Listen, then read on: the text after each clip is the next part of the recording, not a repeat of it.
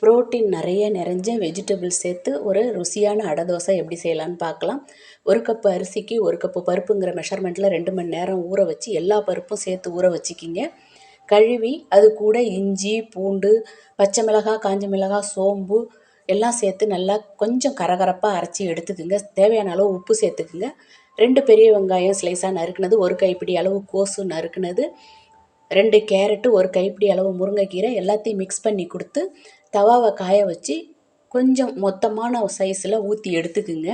இதை நல்லா சிம்மில் வச்சு கோல்டன் ப்ரௌன் கலர் வர அளவுக்கு நல்லா சூப்பராக சுட்டு எடுத்திங்கன்னா மொறுமொறுமான அடை தோசை ரெடி. இதுக்கு நீங்கள் சட்னி வச்சு கூட சாப்பிட்லாம், அவியல் வச்சும் சாப்பிட்லாம். இதை விட ஒரு பெஸ்ட்டு மேலே நீங்கள் வெண்ணெய் தடவிட்டு கொஞ்சம் வெல்லம் வச்சு சாப்பிட்டிங்கனாக்கா அந்த காம்பினேஷன் அல்டிமேட்டாக இருக்கும்.